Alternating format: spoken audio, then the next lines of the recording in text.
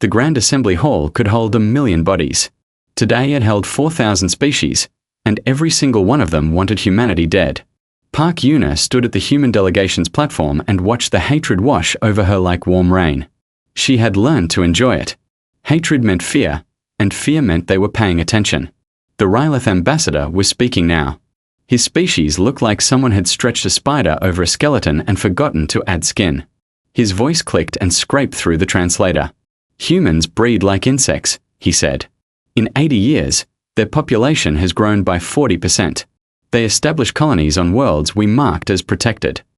They teach primitive species to build weapons. They are a disease. Yuna wrote in her notebook, *Rylith, scared of numbers. Weak point. Admiral Tai Wujin stood behind her. He had not moved in 3 hours. His face could have been carved from stone. When the Rylith finished speaking, Tai leaned down and whispered in her ear. I count 200 warships in orbit. They brought their fleet. Good, Yuna said. That means they're nervous. The next speaker was from the communion of thought. They were a hive mind species. One body spoke for millions of connected brains. The body they sent was beautiful in a way that made Yuna uncomfortable. Too perfect, too smooth, like a doll made of pale light. Humanity refuses to join the communion, the speaker said. They cling to individual consciousness like children clutching broken toys. This is not evolution. This is regression. They are not ready for galactic civilization. Yuna wrote, *Communion wants to absorb us. Tried twice. Failed twice. Still angry. Species after species rose to condemn them. The Helion Collective called humans dangerously fertile. The Vaughn hegemony said human ships had been seen in restricted space.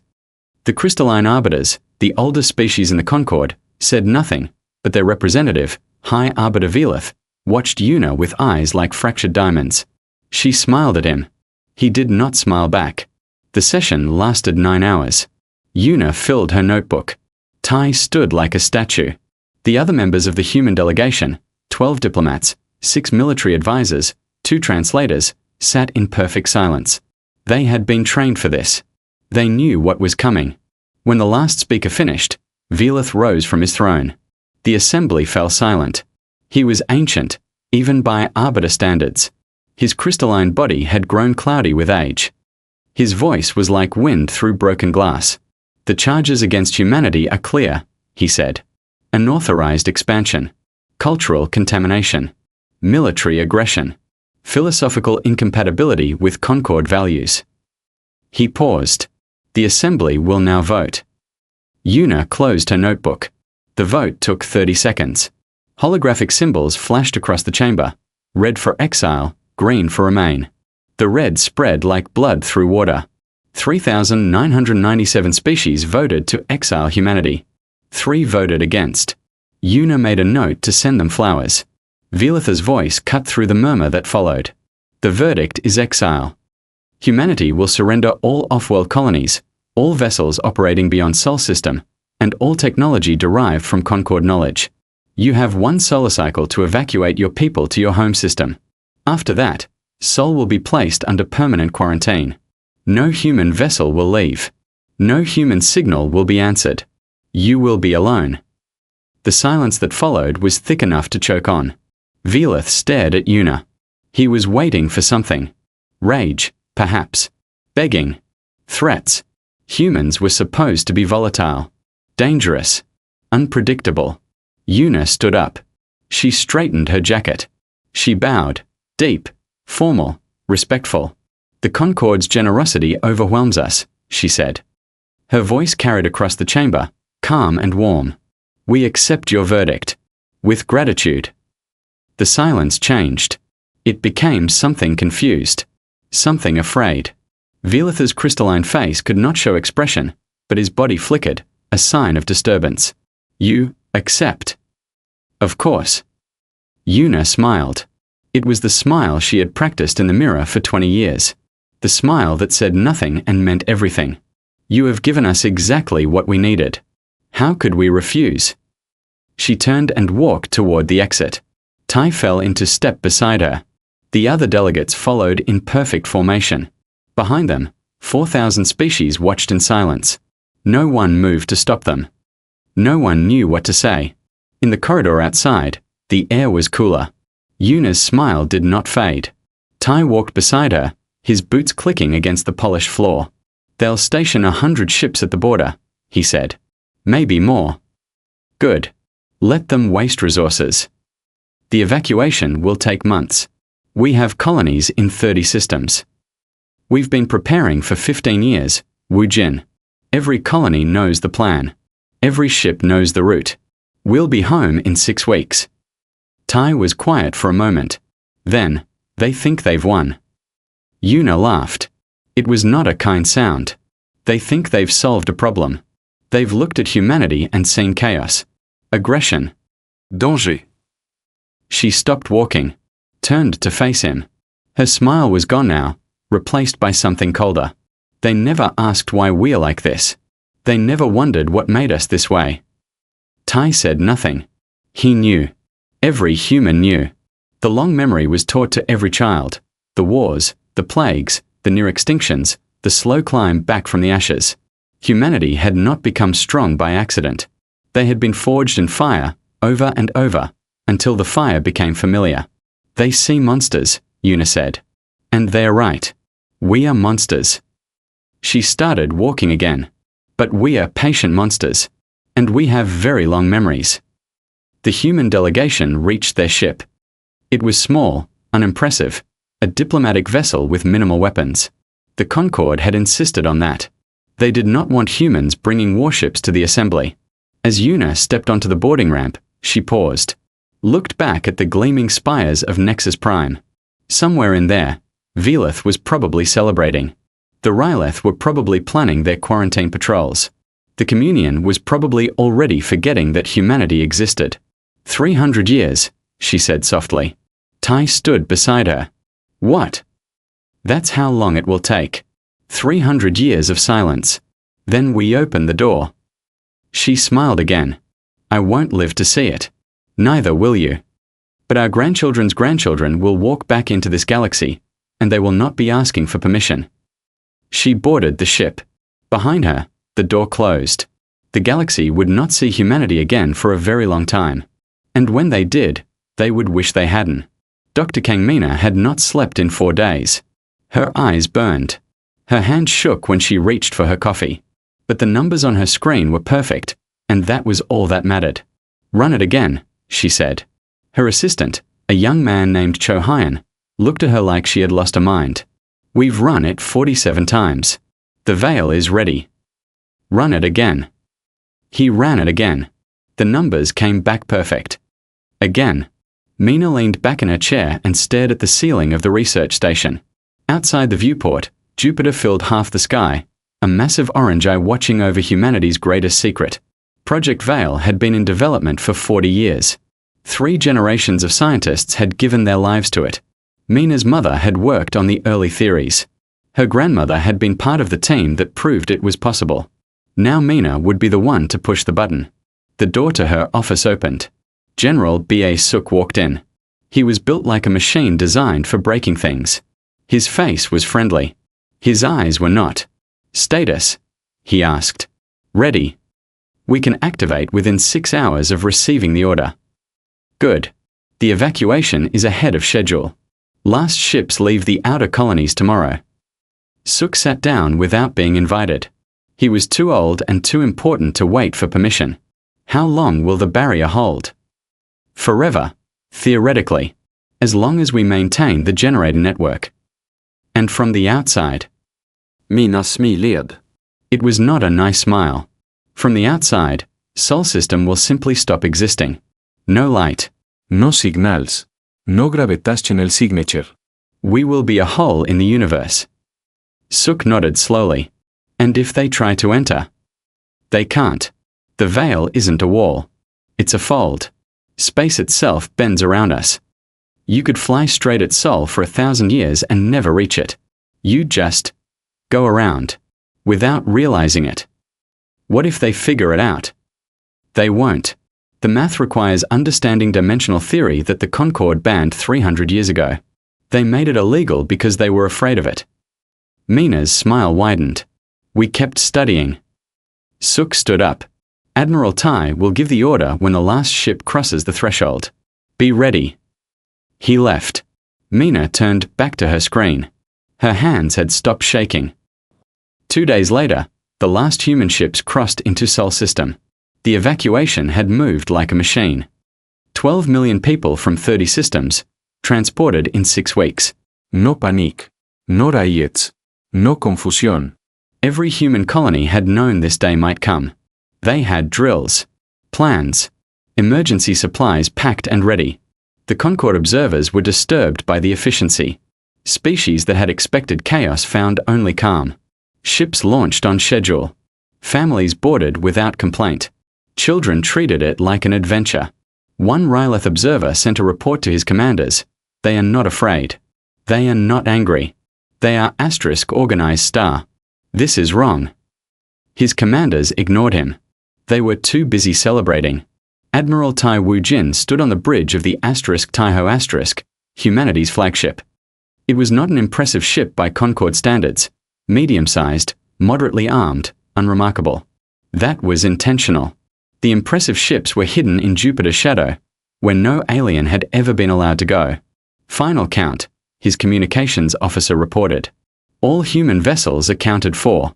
All personnel evacuated. We are the last ship in alien space. Tai nodded. Open a channel. Broadcast to the Concord fleet. The Concord Armada had arrived 3 hours ago. 200 warships, arranged in a blockade formation around Sol's outer boundary. They were here to enforce the quarantine. They expected to spend decades watching a broken, scattered humanity slowly fade away. Ambassador Park Yuna appeared on the screen. She was on the diplomatic station that orbited Neptune, the last piece of human territory the Concord could still see. This is Ambassador Park Yuna of Earth, she said. Her voice was calm. Her smile was perfect. To the Galactic Concord, and to any species listening, we thank you for your decision. You wanted us gone. We are gone.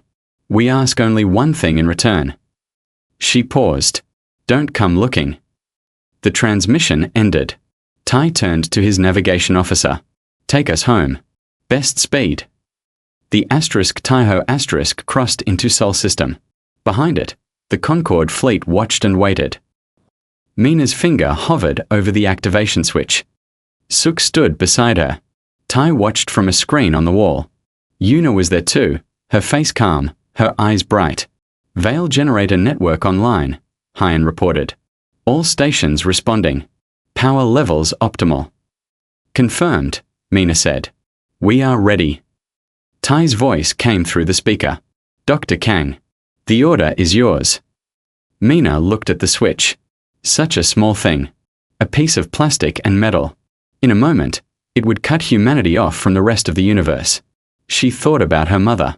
Her grandmother. All the scientists who had worked on this project, knowing they would never see what came next. She thought about the Concord. Their fear. Their arrogance. Their certainty that humanity was a mistake. She pressed the switch. The effect was invisible from inside. There was no flash. No sound. No tracking. The stars outside the viewport looked exactly the same. But on the Concord fleet sensors, Sol system vanished. One moment it was there, a yellow star, 8 planets, billions of humans. The next moment, nothing. Empty space. As if humanity had never existed at all. The Rylith commander sent a panicked message to Nexus Prime. They're gone. The whole system. It's just gone. No one knew what to say. Inside the veil, Tai stood at the viewport of the *Taiho* and watched the stars shimmer behind the barrier. They looked different now. Distant. Separated from him by something more than space. Suk stood beside him. It worked. Yes. 300 years. That's what the Council projects. 300 years before we are ready. Tai said nothing for a long moment. Then, I won't live that long. No. Neither will I. Neither will Yuna. Neither will Mina. Suk's voice was quiet. We are building something we'll never see. That's what parents do. Suk looked at him. Is that how you think of it? Tai turned away from the viewport. His face was unreadable, But his eyes were not. They held something old. Something tired. Something that had been carrying weight for a very long time. We were never going to win out there, he said. Not against 4,000 species. Not against that much fear. But in here. He gestured at the stars, at the hidden fleets, at the worlds waiting to be built. In here, we can become something they've never seen. And when we open the door, they smiled. It was not a kind smile. When we open the door, they'll realize they didn't exile us. They set us free. He walked off the bridge. Behind him, the stars shimmered, and humanity began its long, patient transformation. Outside the veil, the Concorde celebrated. They thought the human problem was solved. They had no idea what they had created. Year 1. Inside the veil. The work began before the stars finished fading. Every factory on Earth switched production. Every laboratory changed focus. Every school rewrote its lessons. The Longview Council, 12 humans chosen to guide humanity through the centuries ahead, issued their first decree: we will not waste a single day. Children learned a new history. Not the history of humanity before the stars, but the history of exile. They learned about the vote, the smiles, the closing door. They learned a simple lesson: the galaxy had thrown them away. The galaxy would learn to regret it. Admiral Tai Wujin did not live to see year 10. His heart gave out on a Tuesday, in the middle of a meeting about ship design. His last words were about engine efficiency. They built a statue of him on Mars. Year 50. Inside the veil. Dr. Kang Mina died peacefully, surrounded by 3 generations of a family.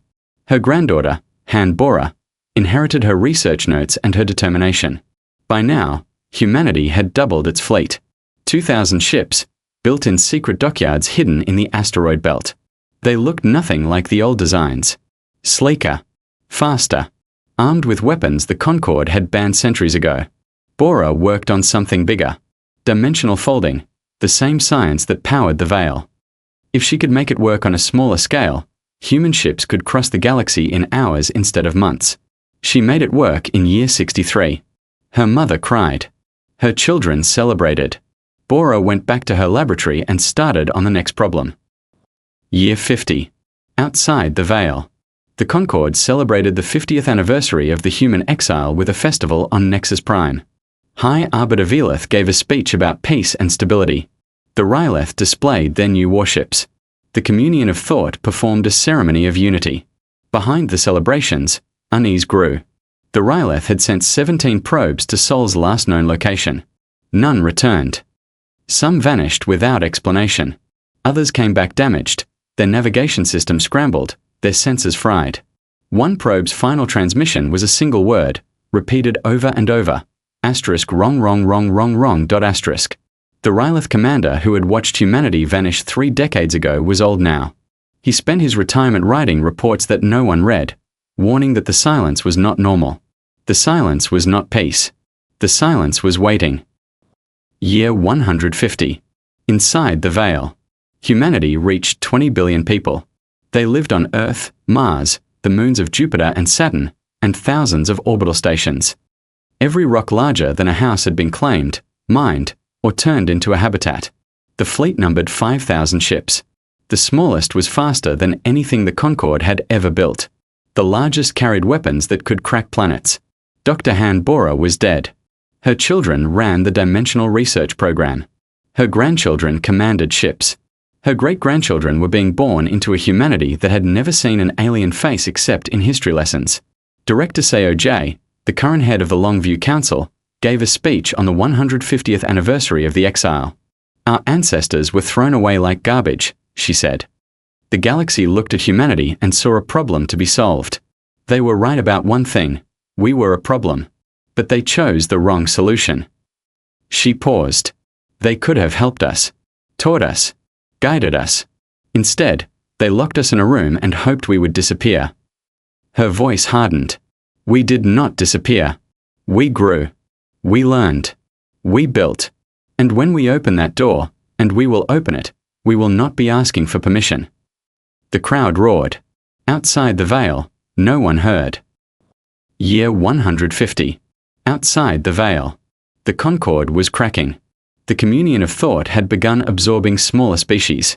Not through war, through asterisk conversion star. They offered peace, unity, belonging.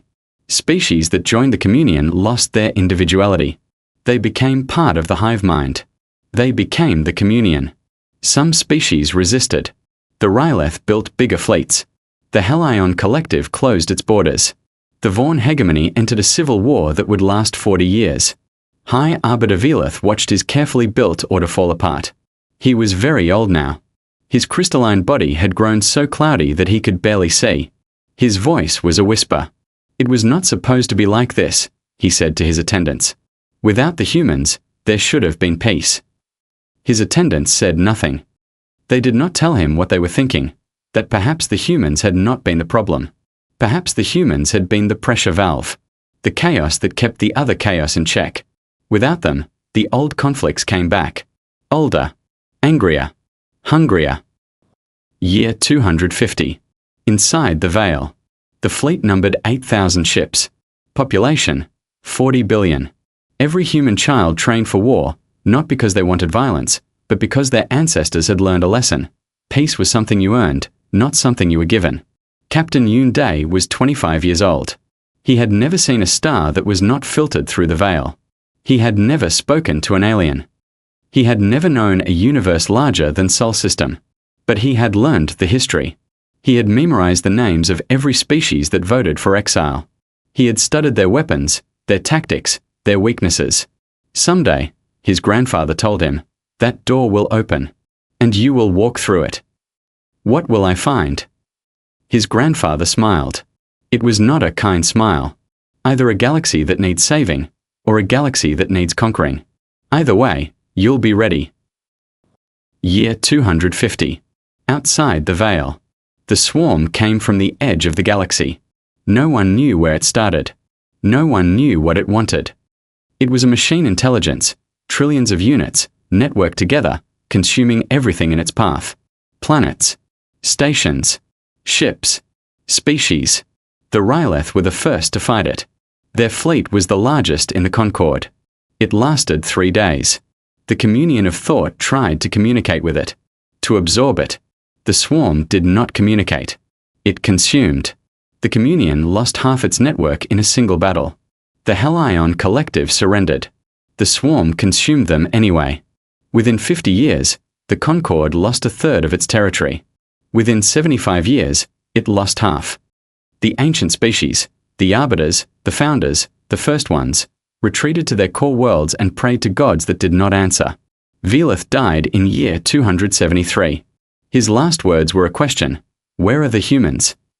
No one could answer him. Year 300. Inside the veil. The fleet numbered 10,000 ships. Population, 50 billion. Technology, 3 centuries ahead of anything the Concord had ever imagined.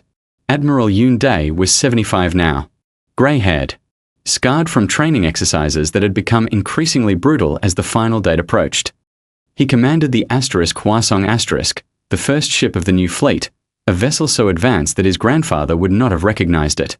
Councillor Park Tai stood beside him on the bridge. He was 53 years old. He had his ancestor's smile, Ambassador Yuna's smile, passed down through 5 generations. A smile that said nothing and meant everything. The sensors are detecting something outside the veil, Day said. Ships. Hundreds of them. They're not Concord's standard configuration. Refugees. Possibly. Or an invasion force. Park looked at the sensor data. The ships outside were damaged. Limping. Broadcasting on every frequency. They're begging, he said softly. After 300 years, they finally came to beg. Day's face was stone. Do we let them in? Park was silent for a long moment. He thought about Yuna. About Tai Wu-jin. About Mina and Suk and all the others who had built this future without ever seeing it. Lower the veil, he said. Just for a moment. Let's see who's knocking. The barrier flickered. Outside, the galaxy burned. And humanity prepared to open the door. Commander Preetha had watched his species burn. The Ryleth had been proud once. Great fleets. Ancient territories. A reputation for strength that stretched back 10,000 years. Now they had 53 ships, most of them damaged, all of them running. The swarm was behind them. Always behind them. Consuming everything. We are at the coordinates, his navigator said. Sol system's last known position. Preetha looked at the view screen. Empty space. Nothing but stars. Scan for anything. Any signal. Any anomaly. Commander, we have scanned this region 40 times. The humans are gone. Their system is gone. There is nothing here. Preetha closed his eyes. He remembered the day of the Exile vote. He had been young then. Ambitious. He had spoken against humanity with passion, calling them dangerous, calling them a disease. Now his species was dying, and he was looking for the disease to save them. Broadcast on all frequencies, he said. Wide beam. Maximum power. What do we say? Preetha opened his eyes. They were very tired. We say please. The broadcast went out for 6 hours. Preetha did not sleep. He sat in his command chair and waited. The other refugees watched him. There were 12 species represented in this fleet, all that remained of civilizations that had once spanned thousands of worlds. The communion of thought had sent a single ship, carrying the last fragment of their shattered hive mind. The Helion had 3 vessels. The Vaughn had 1. They had all voted for exile. They had all come to beg. Commander, the navigator said. Her voice was strange. Something is happening. Preetha looked at the view screen. The stars were bending. It started slowly, a ripple in space, like heat rising from hot ground. Then the ripple grew. The stars behind it blurred and twisted. Reality itself seemed to fold. And then there was light. A sphere of golden light expanded from nothing, pushing the darkness back. Inside the sphere, Preetha saw shapes. Planets. Stations. Ships. So many ships. By the ancient ones, his navigator whispered. They are still here. They were always here. The veil opened. Preetha's ship passed through the barrier. He expected weapons fire. Alarms. Death. Instead, he found himself floating in the most crowded system he had ever seen. The sun was the same, Sol, the yellow star that humanity called home. But everything else was different. Mars was green. Europa was covered in cities. Massive stations orbited every planet. Ships moved in perfect formations, thousands of them, more ships than Preetha had seen in his entire life. They've been busy, his navigator said. Her voice was hollow. A transmission came through. Human language, translated by the ship systems. The voice was calm, professional, completely without emotion. Refugee fleet. You have entered human space. Do not deviate from your current course. Do not activate weapons. Do not attempt communication with any vessel except this one. You will be escorted to processing coordinates. Compliance is required. Preetha swallowed. Understood. We comply. Human ships appeared around them. Small, fast, armed with weapons Preetha did not recognize. They moved like predators, efficient, silent, watching. The journey to processing took 4 hours. Preetha spent it looking out the viewport, counting ships, cataloging stations, trying to understand what he was seeing. 300 years. In 300 years, humanity had built an empire inside a single system. They brought him to a station orbiting Earth. Earth was beautiful. Blue and green and white. Preetha had seen images in old records. Humanity's homeworld, small and fragile. It did not look fragile now. It looked like the heart of something vast. The meeting room was simple. White walls. A table. Chairs designed for human bodies, uncomfortable for Rylith anatomy. Councillor Park Tai walked in. He was smaller than Preetha expected. Average height for a human. Grey in his hair. Lines on his face. He wore simple clothes. No uniform, no symbols of rank. But his eyes. His eyes were old. Not tired. Old. The eyes of a man carrying centuries of memory in his head. Commander Preetha, Park said. He sat down across from the Rylith. His voice was pleasant. His smile was perfect. Welcome to Sol System. I understand you've had a difficult journey. Difficult. Preetha made a sound that might have been a laugh. Half the galaxy is dead.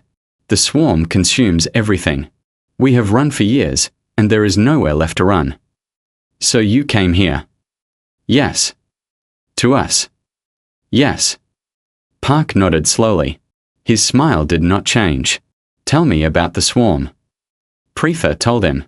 He spoke for an hour, describing the enemy that had destroyed his civilization, the machine intelligence, the endless units, the consumption of everything organic. Park listened. He did not interrupt. He did not react. When Preetha finished, Park was quiet for a long moment. Then he asked a question. Why should we care? Preetha stared at him. What? The swarm is destroying the galaxy. The same galaxy that exiled us. The same species that called us diseases and monsters. Why should we care what happens to them? Preetha had no answer. He opened his mouth, closed it. Park leaned forward. His smile was still there, but something behind it had changed. Something cold. 300 years ago, your people stood in the Grand Assembly and demanded our exile. You called us dangerous. You said we bred too fast. You said we were a threat to galactic peace. He paused. Do you remember that? I was there, Preetha said quietly. I was young. I voted for exile. I know. We have excellent records. Park leaned back. So let me ask you again. After everything your people did, after everything the Concord did, why should we save you? Preetha looked at the human, at his small body, his soft face, his ancient eyes. Because you can, he said. Park's expression did not change. That's not a reason. That's an assumption.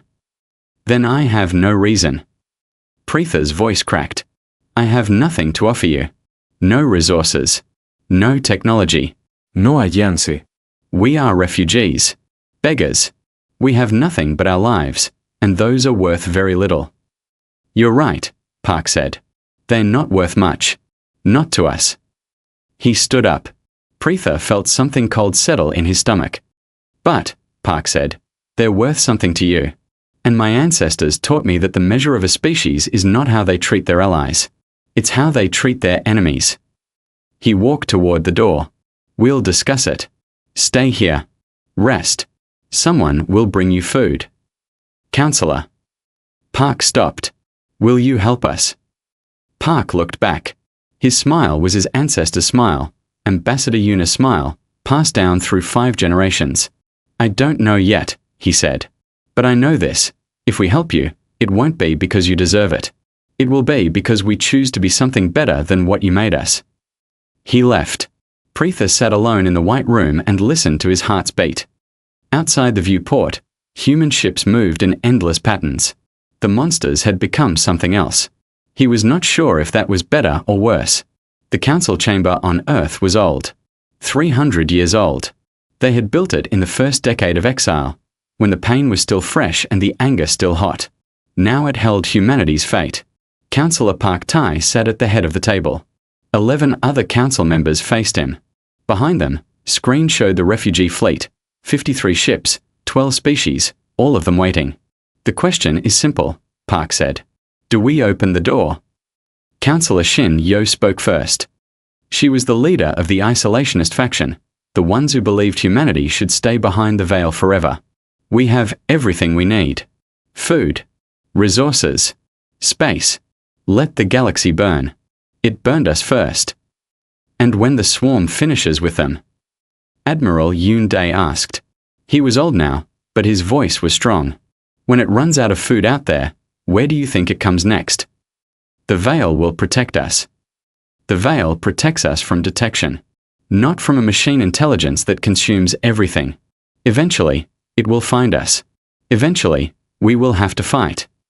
Then we fight on our terms, Shin said. In our space. With our defenses. General Han Myra shook her head. She commanded the first expeditionary armada, 10,000 ships, the largest fleet humanity had ever built. If we wait, we fight alone. If we go now, we have allies. Weak allies. Broken allies. But allies who know the enemy. Allies who tried to destroy us. Yes. Myra's voice was flat. And now they beg us for help. There is power in that. There is meaning in that. Park raised a hand. The chamber fell silent. I walked through the refugee ships yesterday, he said. I spoke to their people. The Ryleth. The Communion. The Helion. Do you know what I saw? No one answered. Fear, Park said. Not fear of us. Fear of everything. They have lost their homes, their families, their futures. They came here because they had nowhere else to go. Because the universe they built, the universe they threw us out of, has fallen apart. He paused. I also found old records. Ambassador Park Yuna's final address to Earth, 300 years ago. The day before we closed the door. He touched a control. Yuna's voice filled the chamber. Old recording, scratchy, but clear. They see us as monsters. They are right. We are aggressive. We are hungry. We are dangerous. But that is not all we are. Someday, they will need monsters. Someday, the darkness will come, and they will cry for help, and the only ones who answer will be the ones they threw away. A pause. When that day comes, we choose who we want to be. We can be the monsters they feared, and prove them right. Or we can be something better. Something they never expected. Something that saves them anyway. Another pause. I won't live to see that day. But you will. And the choice will be yours. The recording ended.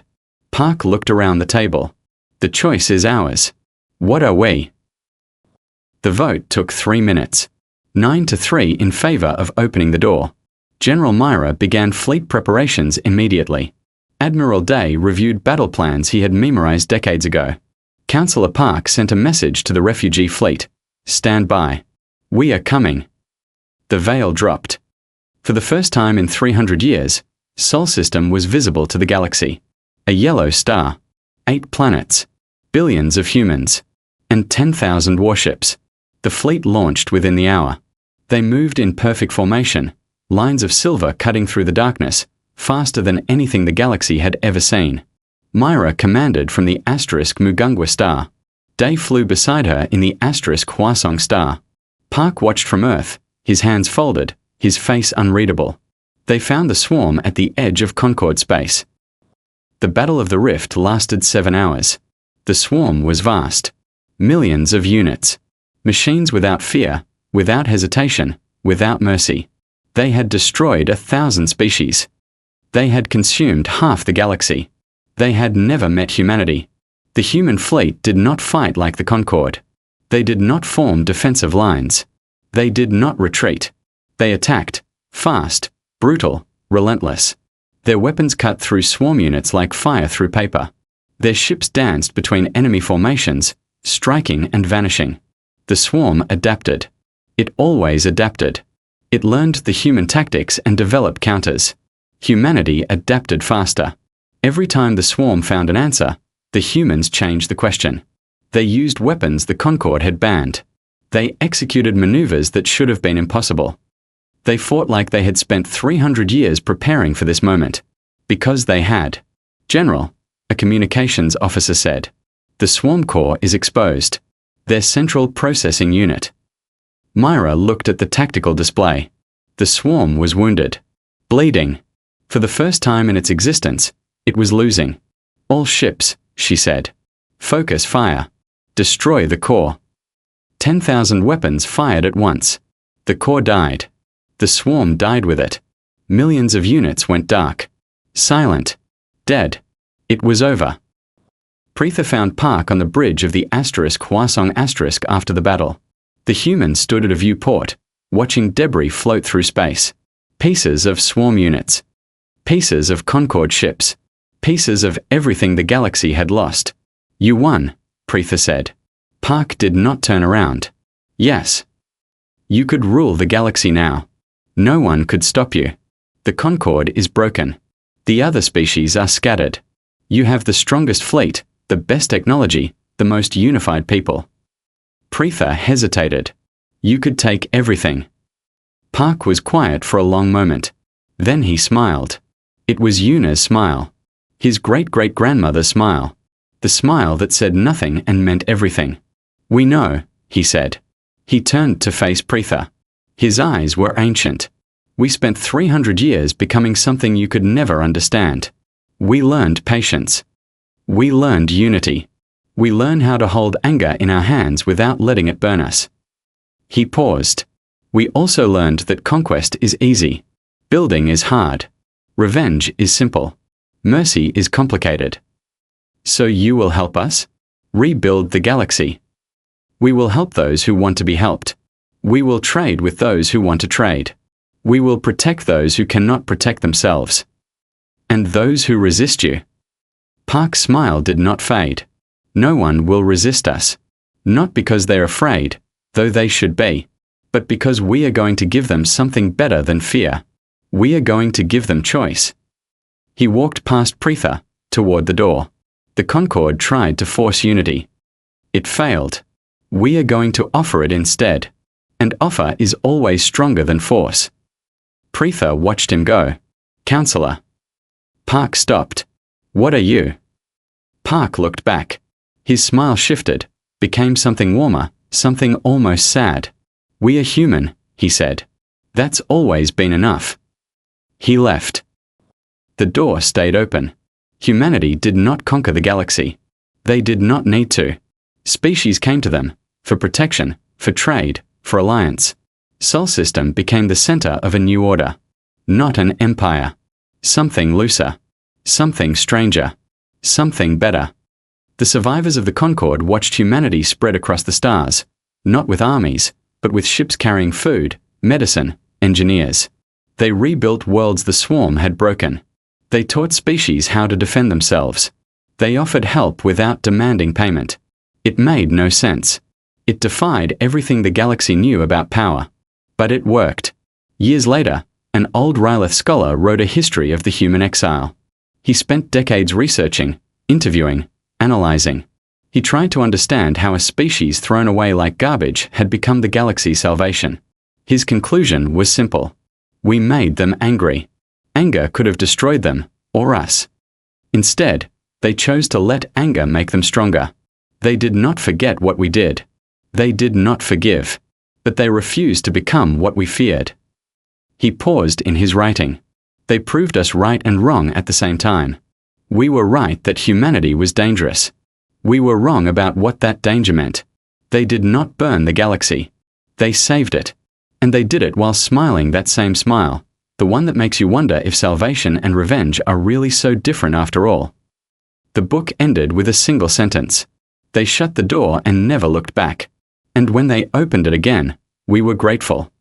That is the most human thing of all, to make your enemy grateful for your mercy. It is a kind of victory we never understood. Perhaps we never will.